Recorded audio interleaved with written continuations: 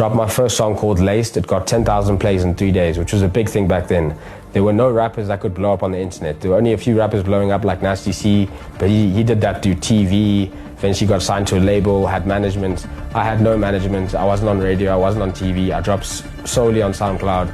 10,000 plays in 3 days. I was like, damn, this is crazy. Second song I dropped was 10,000 plays in 1 day. So that's when I realized, okay, cool, I can make something out of this. But there's like old VHS tapes of me as 3 years old, just strumming on a guitar. I couldn't play anything, but I used to call it a bit of batong. I didn't know how to say guitar.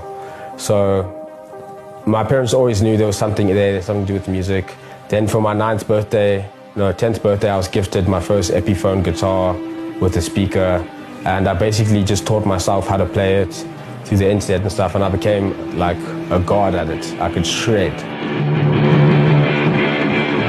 So after the year, he came back from Morocco. He was around in the house, but he was never really there. You know, every day he was at work, he would come home late, or he'd be at the bar, and then come home late drunk. And then on the weekends, he was out with his friends, he was golfing.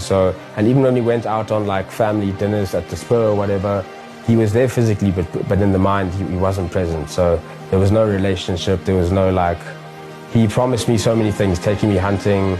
He promised to do a lot of things with me. He promised us to take us to Disneyland, Europe. It was all just false promises that never came true.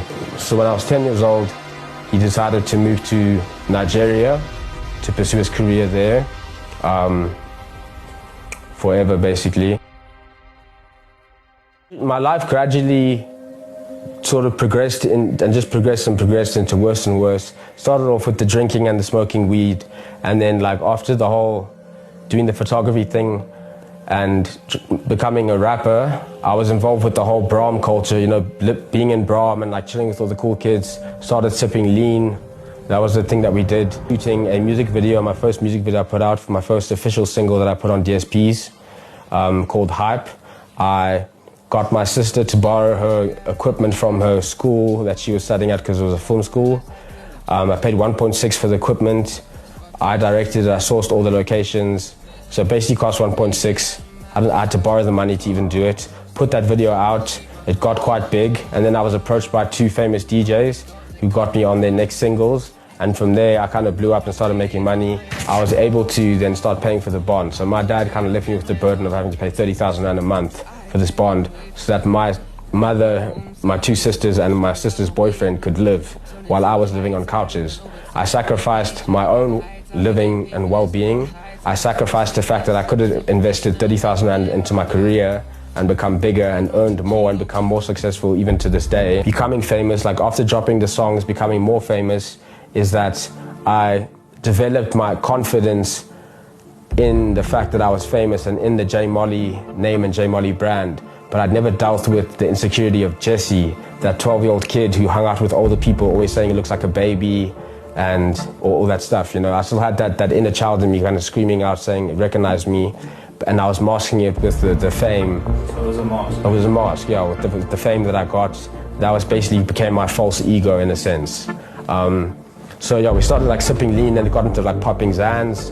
Don't know if people know what Xans are. It's anti-anxiety medication, but people abuse them. So we'd be popping Xans, sipping lean. But I wanted to die every day of my life, my whole life. The problem why I didn't commit suicide or attempt until later on was that I didn't want to leave my mom. I didn't want my mom to experience the sadness that I feel every day. So I could have gotten rid of my sadness, but I would have transferred that onto my mom. So I tried Cat for the first time in my life, and it was the most incredible thing I'd ever felt. And I said, I want to live like this every day. So I started doing Cat religiously.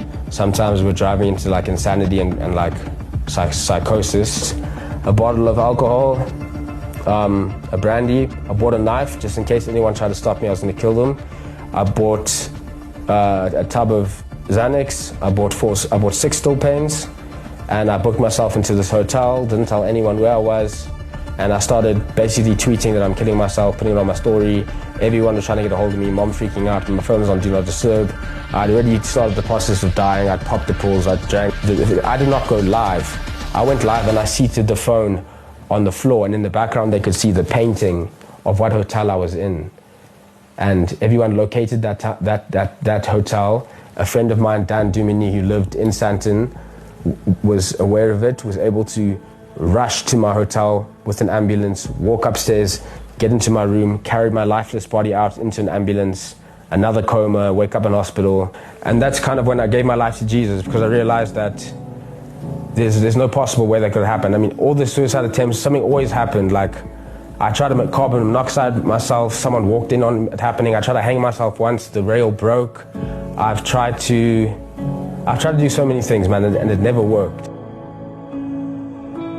I know I'm called for greatness, so I'm just in the process of healing, learning, and when it's my time, God will send me out there to go do the Lord's work. And that's all my life is. It's just doing what God wants me to do, doing the Great Commission, doing my work until it's my time until my time is over.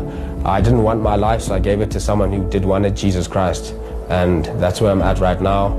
I've had a complete transformation to God. I'm happy all the time. I have joy. Whenever I have any negative thoughts, I say, Lord, take captive of this thought. And it completely goes. And He's completely saved me and turned around my life in ways no one could ever imagine.